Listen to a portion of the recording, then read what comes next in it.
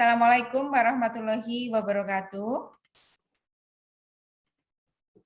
Waalaikumsalam warahmatullahi Waalaikumsalam wabarakatuh. warahmatullahi wabarakatuh. Ya, oke, selamat siang ya. Nah, ini jam 1 ya. Dan ini pertemuan yang pertama untuk yang sinkronus, namun pertemuan yang offline itu sudah yang keempat ya. Jadi saya mereka pertemuan 1, 2, 3, dan 4. Nanti ada pertemuan ke-7 kita Zoom lagi, kita online lagi, tatap muka lagi ya. Untuk mata kuliah SKB ini juga sudah Anda ikutin selama 4 pertemuan dan itu sudah masuk ke dalam RPS ya. Sudah saya masukkan di dalam Sunan.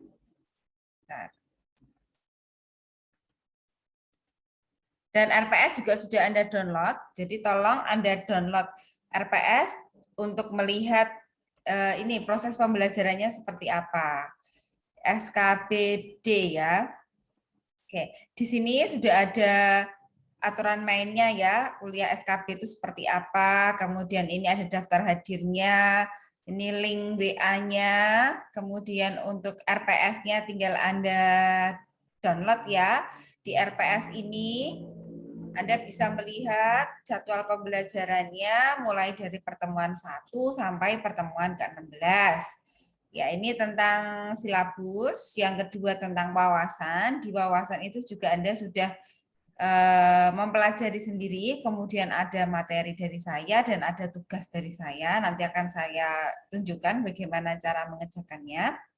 Aspek pasar, kemudian ada aspek pemasaran, sampai di pertemuan keempat Anda masuknya di aspek pemasaran, kemudian minggu depan Anda belajarnya nih, aspek teknik dan teknologi. Kemudian masuk ke pertemuan yang selanjutnya, yang keenam, aspek sumber daya manusia dan aspek finansial. Nah, poin pentingnya di SKB yang agak rumit itu di aspek finansialnya, terkait dengan keuangannya. Nah, setiap pertemuan atau setiap aspek akan saya berikan contohnya, contoh untuk menuliskan atau menganalisis bagaimana cara menganalisis aspek dari pasar, pemasaran, teknik, teknologi, sumber daya manusia, aspek manajemen, aspek finansial, itu pasti akan saya kasih contohnya. Gitu. Kemudian yang pertemuan ke-7 aspek ekonomi sosial dan politik, kemudian Anda ikut UTS ya. UTS-nya nanti akan saya infokan di pertemuan yang ke-8. Kemudian setelah UTS itu ada materi lagi ya, ini tinggal Anda baca materinya ya sampai pertemuan ke 15 ya, pedoman praktik ini materi yang terakhir, kemudian di pertemuan ke-16-nya Anda mengikuti UAS. Nah, goal dari mata kuliah SKB ini adalah Anda wajib untuk membuat laporan studi kelayakan bisnis dan laporan itu sudah Anda susun mulai dari sekarang ya. Jadi kalau Anda sudah mulai menata dari awal SKB-nya, saya yakin nanti ketika Anda menghadapi UTS ataupun UAS akan mudah. Karena Anda sudah mulai atau mencicil dari sekarang. Jadi ketika Anda upload tugas, itu jangan asal-asalan. Karena ketika Anda upload tugas, itu nanti akan jadi sebuah laporan. Nah, kan kita mengolah setiap minggunya itu aspek ya, per aspek ya. Nanti di output-nya tugas akhir Anda adalah menyusun sebuah laporan keuangan, di mana laporan keuangan itu isinya adalah semua aspek yang saya berikan tugasnya nanti. Gitu. Oke, untuk lebih jelasnya saya bisa share untuk yang ini. Bentar. RPS dulu ya.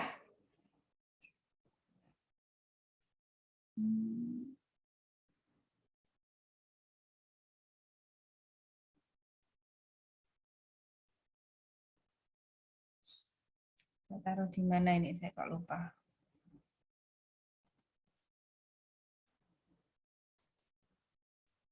Ya.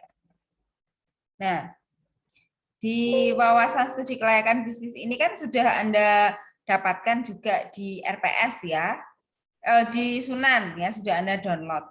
Wawasan itu bicara tentang bagaimana Anda memandang pentingnya studi kelayakan bisnis itu bagi sebuah usaha. Ketika Anda mau menjalani sebuah usaha, itu tentunya kan nggak sekedar, saya mau usaha bikin apa, misalnya mau jualan baju gitu ya, itu kan nggak sekedar terus Anda kepingin terus buka gitu, tapi Anda harus mengkajinya, menganalisisnya melalui studi kelayakan bisnis. Nah, apa saja sih studi atau tahapannya ini sudah ada ya di pertemuan keempat. Anda harus mendapatkan ini great idea, idenya itu Anda mau bikin usaha apa. Saya contohkan Mbak Noviani misalnya. Anda UKM-nya apa, Mbak? Produksi genteng. Oke. Anda berarti punya great idea ya. Great idea-nya adalah produksi genteng. Setelah Anda memutuskan, Anda punya ide, bikin genteng. Tahapan selanjutnya itu Anda melakukan tahap penelitian. Nah, tahap penelitian itu tahap apa sih? Apa Mbak Noviani? Setelah Anda punya ide, saya mau bikin ini, bikin apa, pabrik genteng. Nah, tahap penelitiannya itu yang seperti apa Mbak berarti?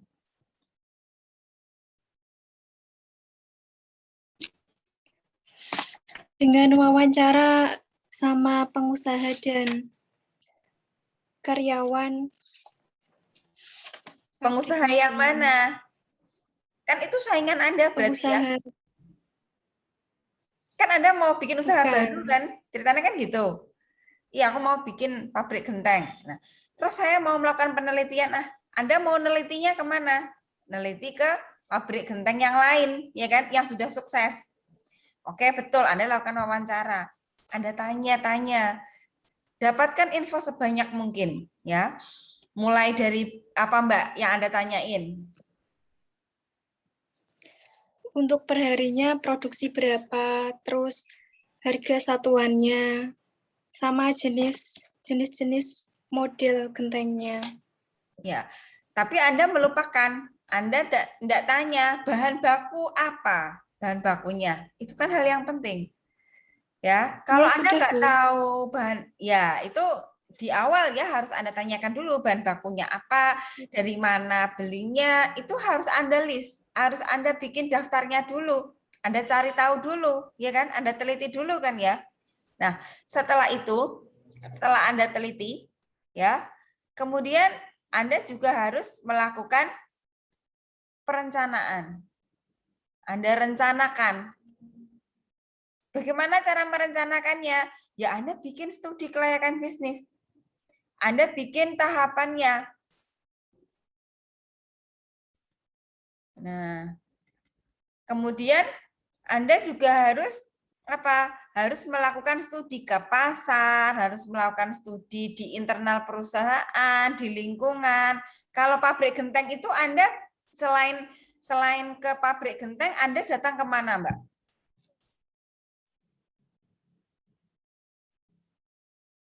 Masih Mbak Noviani ya? Sudah Anda itu Bu. masa ketika Anda mau bikin genteng tuh Anda hanya studinya ke tempat orang yang jual yang produksi genteng saja? Anda nggak mau nyari bahan bakunya, Mbak? Bahan bakunya udah disediain, Bu. Kan dari tanah liat. Loh, kan Anda mau bikin usaha itu kan harus punya bahan baku sendiri, toh, Mbak? Kamu Iya. mudah nggak maksudnya studi kelayakan bisnis itu? Anda itu diminta untuk membuat usaha baru. Dan usaha baru itu benar-benar dari nol yang Anda itu memang harus tahu. Beli bahan bakunya dari mana, tenaga kerja saya bagaimana, modal saya bagaimana. Ini mulai dari awal, bukan Anda ikut perusahaan yang sudah lama loh. Betul enggak ini Mbak Noviani? Baik, Bu. Ya kan? Nah, apakah pola Iya. pikir Anda ini Anda berarti menganalisis usahanya orang ya?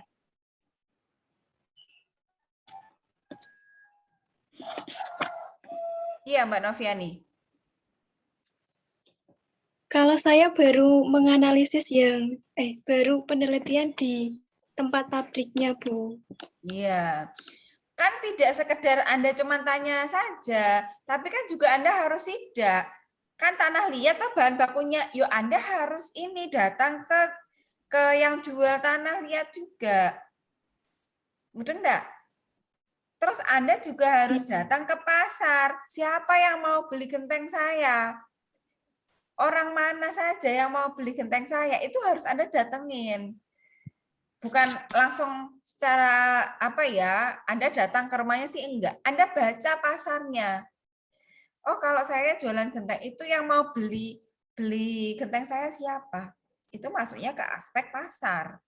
Itu penting gitu. Oke, Mbak Noviani bisa nulis di chat nama sama NIM ya, biar saya masukkan ke dalam partisipasi. Baik, Bu. Ya, semua tahapan itu harus Anda lalui ya supaya Anda bisa melaksanakan studi kelayakan bisnisnya. Kalau Anda tidak melakukan penelitian, Anda tidak bisa menulis laporan SKB. Kalau Anda hanya sekedar cuman mengarang indah, itu bukan studi kelayakan bisnis. Yang namanya studi kelayakan bisnis itu Anda benar-benar melakukan penelitian, Anda datang ke TKP-nya, Anda datang ke lokasinya, Anda tanya, Anda benar-benar membaca pasar, itu namanya studi kelayakan bisnis. Oke, sekarang ganti Maulana Yusuf.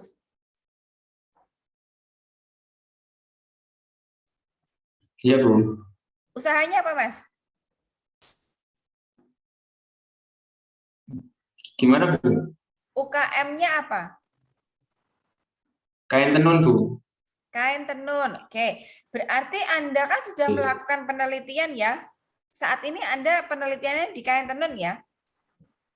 Oke. Ya, berarti Anda sudah melakukan tanya jawab ke pabrik tenun?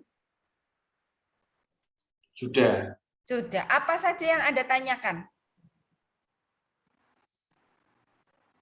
Bahan-bahannya, kain tenun, terus prosesnya. Ya, berarti Anda sudah punya gambaran kan ya? Iya, sudah. Sudah Anda sudah punya gambaran. Langkah selanjutnya setelah Anda punya gambaran itu Anda ngapain, Mas?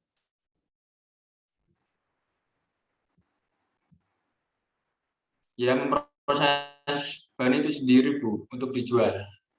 Ya, berarti kan Anda harus mulai step-step mulai dari aspek yang pertama. Jadi sebelum Iya, Anda masuk aspek ke pasar. aspek pasar itu kan Anda harus bikin latar belakangnya dulu ya.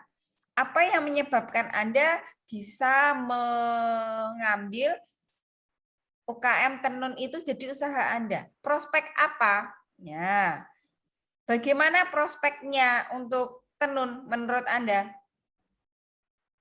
Gimana?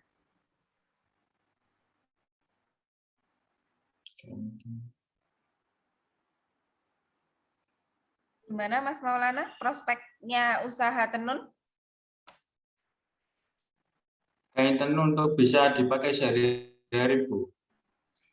Untuk bisnisnya, itu kan untuk kebutuhan sehari-hari. Kalau Anda usaha tenun tuh kira-kira prospeknya bagaimana? Laku nggak sih dijual di pasaran? Kalau dijual itu laku. Laku itu Karena, kan harus meyakinkan. Ya enggak? ya, Nah, disinilah pentingnya latar belakang. Anda menceritakan kenapa sih usaha tenun itu layak untuk dijalankan. Kenapa Anda harus usaha tenun? Karena misalnya tadi Anda tenun itu gimana ya? Anda harus pakai data ya. Misalnya begini, kalau di kawasan di Jepara, Jepara apa Kudus Mas tenunnya Mas? Jepara, Bu. Ya, di Jepara itu kan tenun troso ya, berarti ya ininya ya, produknya ya. Ya, Nah, kenapa tenun troso itu adanya di Jepara? Kenapa Mas Maulana?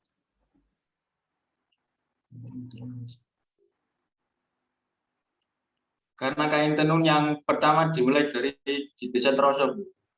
Ya, itu Anda masukkan di latar belakang ya.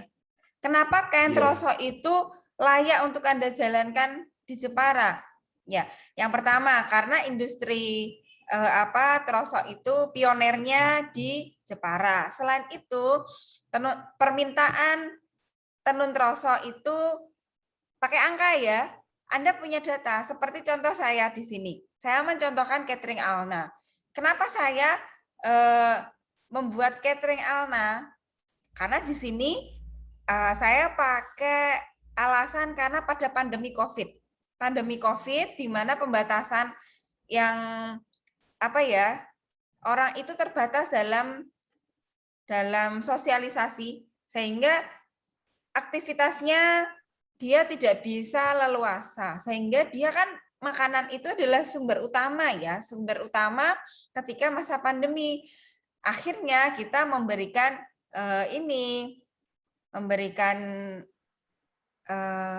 kemudahan dengan cara delivery melalui catering Alna. Dan ini saya pakai angka loh. Mengapa? Karena angka itu sangat menjanjikan. Ada datanya. Saya menceritakan kenapa pentingnya catering Alna ini dijalankan. Karena pada pandemi COVID itu orang terbatas untuk beraktivitas sehingga untuk membeli makanan dia agak kesusahan. Bagaimana solusinya? Padahal yang namanya COVID itu kan harus punya imun yang tinggi. Supaya masyarakat terpenuhi imunnya yang tinggi, maka kita menyediakan catering Alna supaya orang itu bisa makan dengan sehat dan dengan mudah. Karena di delivery. Dan ini saya pakai bukti-bukti ya, pakai data-data ya. Mas Maulana juga gitu, ketika memberikan latar belakang, ya harus Anda ceritakan kenapa tenun itu layak untuk dijalankan. Karena permintaan tenun dari tahun ke tahun itu meningkat. Dan pakai angka meningkatnya itu, nggak sekedar pakai kalimat. Anda kalau lihat di Bali, itu kan ada tenun ya. Tenun Bali itu sebenarnya dari mana? Dari troso. Jadi troso dari Jepara dikirim ke Bali, dilabelin dengan nama Bali. Sebenarnya Anda itu bisa memberikan label dari Jepara. Kenapa kok sampai ada di Bali? Nah, itu kan suatu peluang yang luar biasa buat Anda sebenarnya. Ceritakan di situ. Peluangnya sangat besar sekali troso itu. Gitu. Mbak Noviani juga sama. Mbak Noviani tadi usahanya genteng ya. Ya. Mbak Noviani bisa memberikan fakta bahwa ini kebutuhan perumahan dari tahun ke tahun itu makin meningkat. Ya kan? Kalau kebutuhan perumahan itu makin meningkat, otomatis kan kebutuhan untuk atap kan ikut meningkat. Sehingga Anda punya solusi dengan cara apa? Usaha genteng. Nah, itu ada faktanya, ada angkanya, dan itu masuk. Gitu. Paham ya untuk latar belakang ya? Jadi ketika latar belakangnya tidak seperti itu, ya silakan Anda bisa perbaiki dari sekarang. Jangan sampai ketika nanti pas UTS atau UAS baru Anda perbaiki semua. Gitu. Oke ya, untuk latar belakang saya kira cukup ya, ini untuk yang wawasan. Kemudian saya lanjut ke materi yang kedua tentang aspek pasar. Ya, di dalam aspek pasar itu ada poin-poin ya, poin ini Anda harus tentukan bentuk pasarnya apa, bagaimana cara mengukur dan meramalkan. Ini pakai angka dan ini tidak angka ngawur ya. Ini ada perhitungannya. Saya punya Excel-nya. Dan ini caranya bagaimana? Anda melakukan penelitian. Kan tahap kedua Anda melakukan penelitian ya. Penelitiannya bagaimana? Lah ini sudah ada pertanyaannya.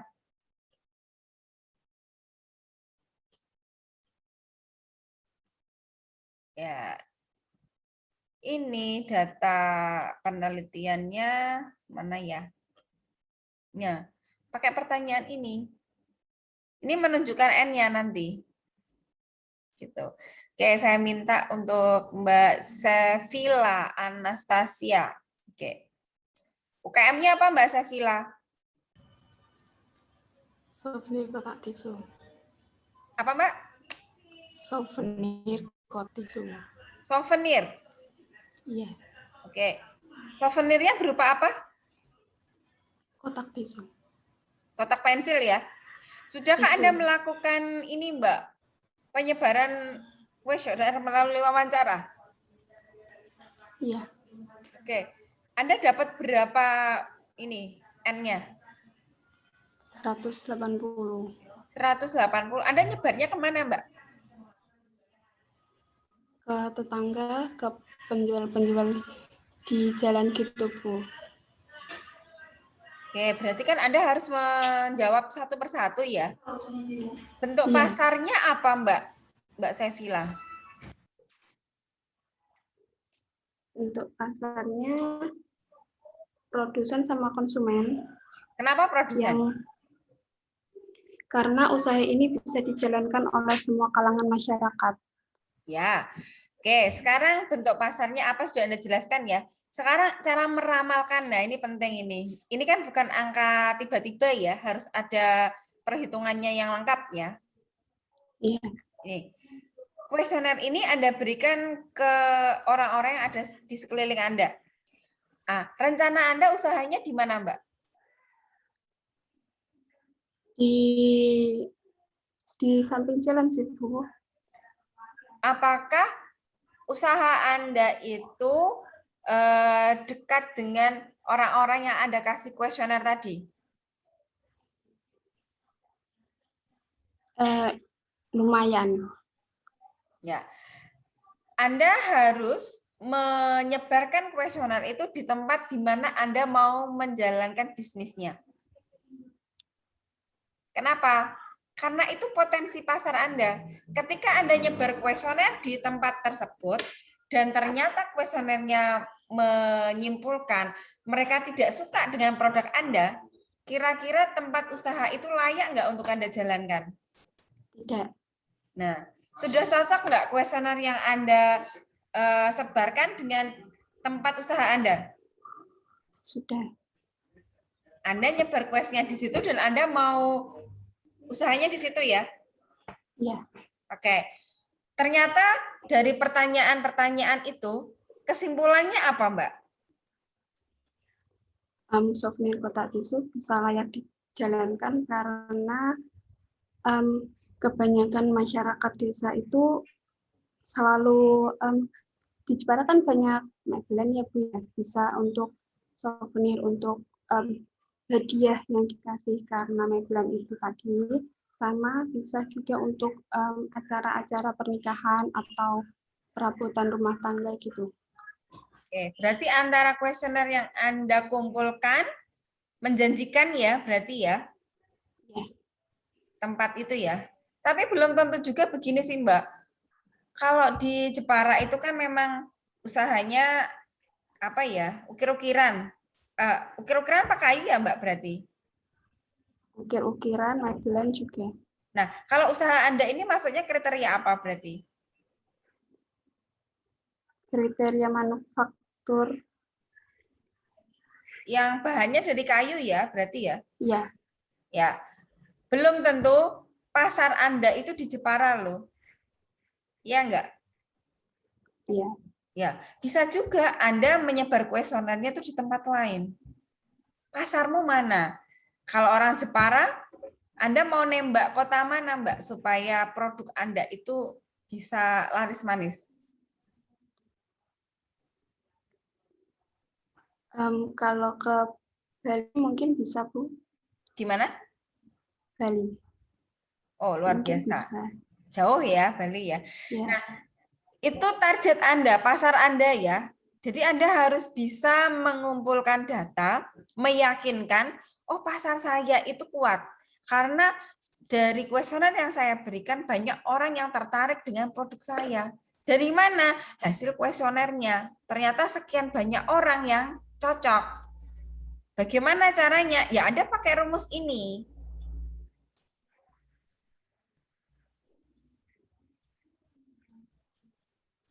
Ya, sudahkah Anda menggunakan rumus ini, Mbak? Sudah. Sudah. Ada kesulitan nggak untuk menggunakan rumus ini? Tidak.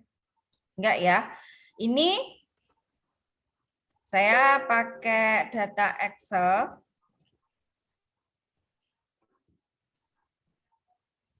Saya contohkan untuk proyeksi permintaan kenapa angkanya bisa seperti ini ya.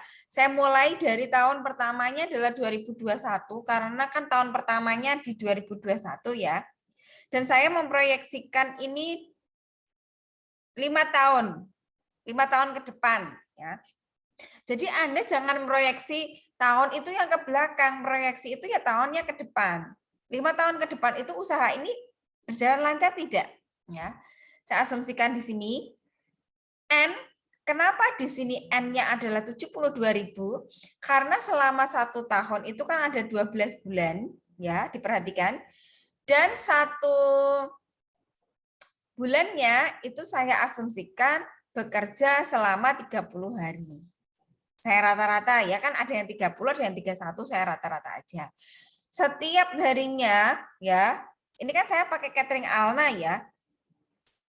Didikan saya, permintaan itu setiap harinya orang itu mau beli kotak makan saya itu bukan kotak makan saya, kotak makan ya di desa A ya. Kan saya targetnya di kecamatan ya, di kecamatan kemarin itu. 200 bungkus atau 200 kotak, 200 paket. Sehingga ketemu N-nya sekian. 200 ini dari mana? 200 itu dari kuesioner. Dari kuesioner yang saya sebarkan ke orang-orang yang mau beli. Ternyata 1 hari itu orang mau belinya sekitar 200-an. Sehingga ketemu N-nya sekian. P itu adalah harganya. Setiap paket itu harganya berapa? Q, nah, Q itu adalah rata-rata setiap tahunnya itu mau gini, setiap orang itu rata-rata belinya berapa porsi? Saya asumsikan rata-ratanya 1 ya. Dan ini ada apa ya? Asumsinya ada kenaikannya kalau nggak salah. Saya kok lupa ini. Ini pembulatan. Dan setiap tahunnya itu ada kenaikan 10%. N-nya naik 10%.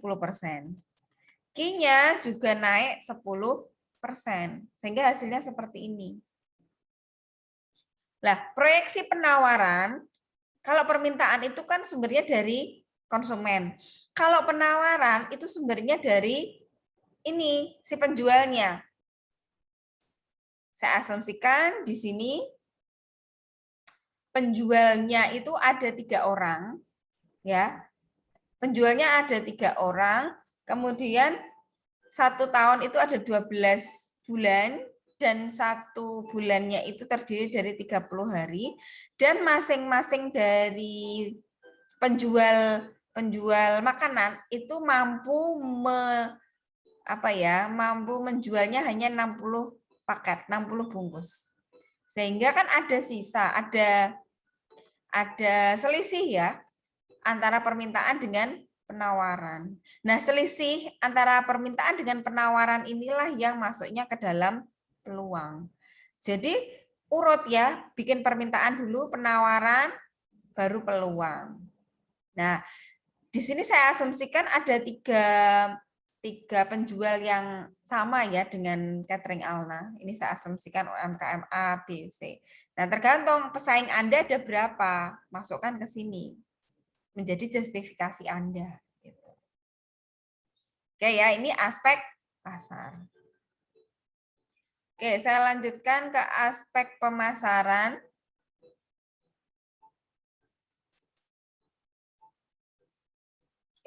Di aspek pemasaran itu poinnya juga penting, ada kebijakan produk.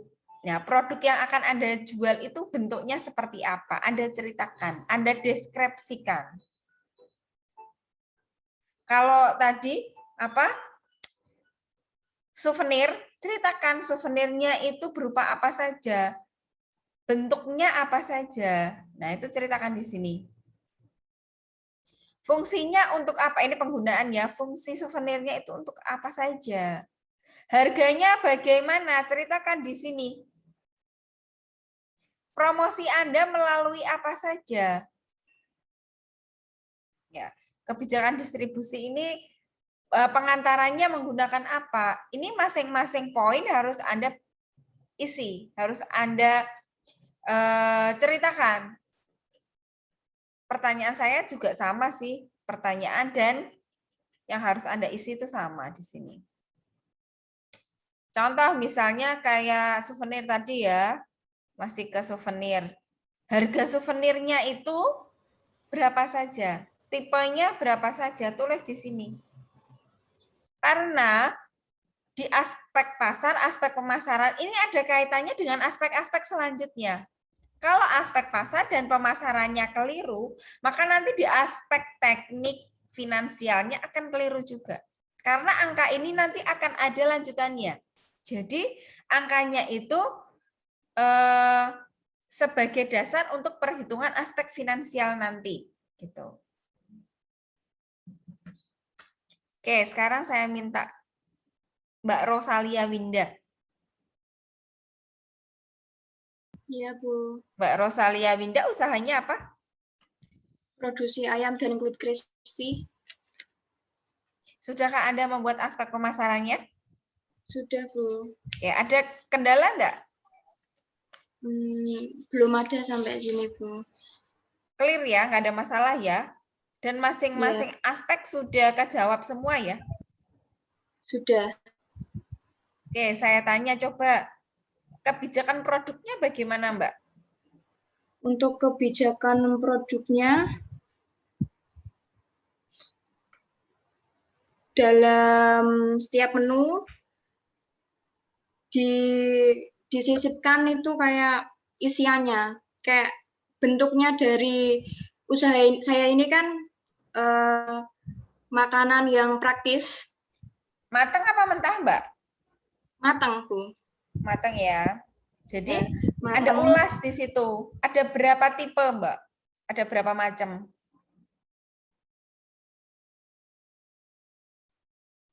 Satu macam produknya. Mati ya Mbak Rosalia ya.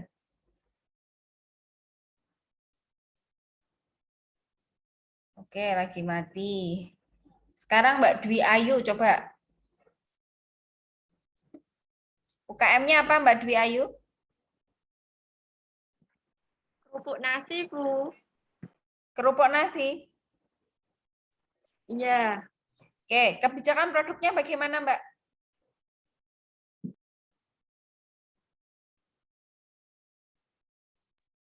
Di kebijakan produk cuma ada 2 menu atau 2 rasa, Bu. Cuma original dan pedas manis.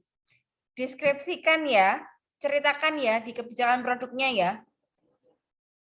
Sudah Anda ceritakan ya? Udah, Bu. Oke, harganya juga sudah Anda cantumkan ya?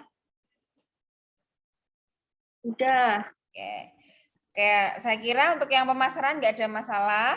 Kemudian saya lanjut ke aspek teknik dan teknologi ini untuk minggu depan ya, sekalian saya ulas sekalian.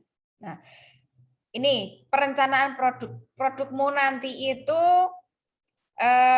apa saja yang kamu jual atau yang kamu produksi? Tuliskan di sini. Ya, kualitasnya bagaimana? Hanya satu kualitas atau punya berapa kualitas? Tulis di sini. Kemudian proses produksinya bagaimana? Ceritakan. Alat teknologi itu alatnya ya. Alatnya juga Anda sampaikan di sini. Terus yang poin penting itu letak pabrik ya. Harus Anda gambar pabriknya.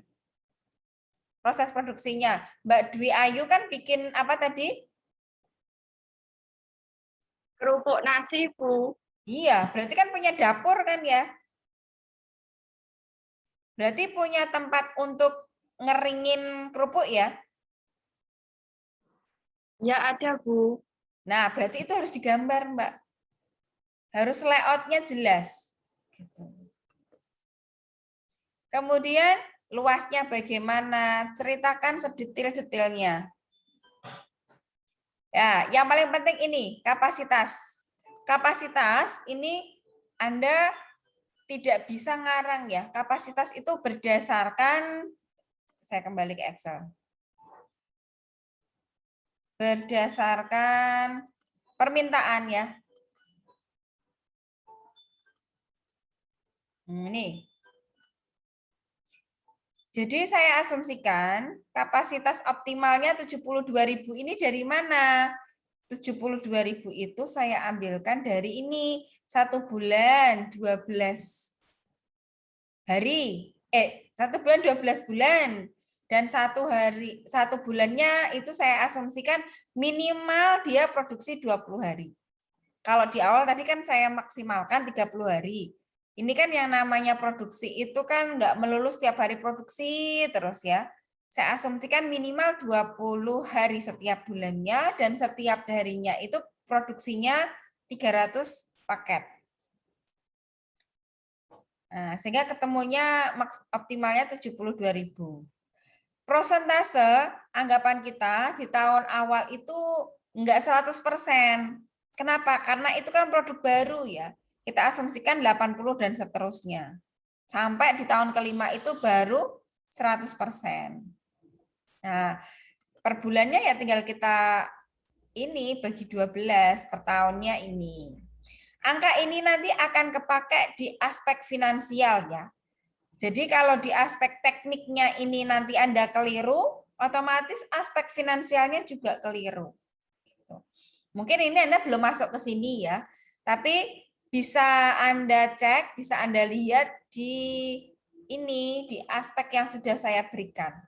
Nah, ini ada angkanya dan ini ada deskripsinya, bisa Anda cari tahu ya angka 72.000 ini dari mana, 4.800 dari mana. Gitu.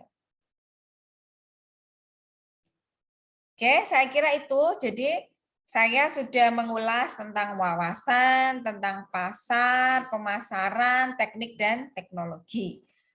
Silakan Anda perbaiki kalau memang tidak sesuai dengan apa yang saya sampaikan, masih ada kesempatan.